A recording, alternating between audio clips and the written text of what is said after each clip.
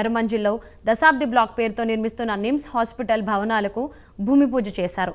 ఈ దశాబ్ది భవనాల నిర్మాణంతో నిమ్స్లో మరో 2000 పడకలు అందుబాటులోకి రానున్నాయి. దీంతో దేశంలో అత్యధిక సూపర్ స్పెషాలిటీ పడకలు ఉన్న దవాఖానగా నిమ్స్ నిలవనుంది. ఈ కార్యక్రమంలో మంత్రులు హరీష్ రావు, తలసాని, వేముల ప్రశాంత్ రెడ్డి, సిఎస్ శాంతికుమార్ పాల్గొన్నారు. కమిషనర్ హెల్త్ శ్వేతా మహంతి గారు, director health doctor G Srinivasarao గారు, ఇంకా స్పెషల్ సెక్రటరీ మేడం, అలాగే director of medical education doctor Ramesh Reddy గారు, వైద్య కార్పొరేషన్ ఎండి చంద్రశేఖర్ రెడ్డి గారు, సంబంధిత చైర్మన్ ఎర్రోళ్ల శ్రీనివాస్ గారు, మన నిమ్స్ డైరెక్టర్ డాక్టర్ బీరప్ప గారు, OSD to honourable CM doctor Gangadhar గారు. ఇంకా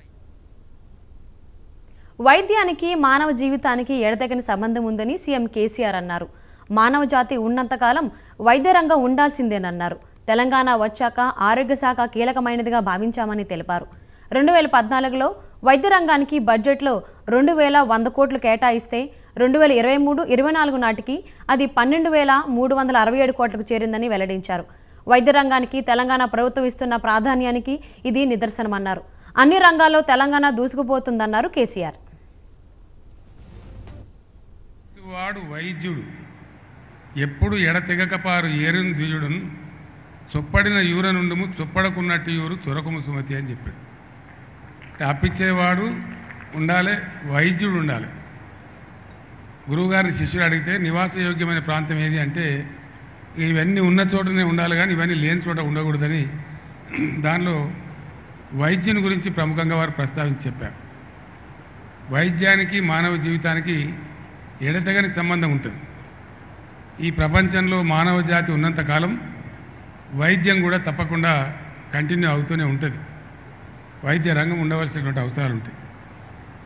సరే, మనం మంచి మంచి కార్యక్రమాలు చేసుకున్నాం, డెఫినెట్గా చాలా పురోగమించాం.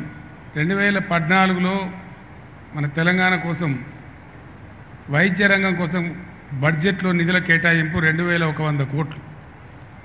ఈరోజు 2014 మనం 2023లో చూసుకుంటే 2014 ఏమో 2100 కోట్లు, 2023-24లో చూసుకుంటే 12,367 కోట్లు. అన్నం ఉడికిందా అని కుండంతా బిసికి చూసావు.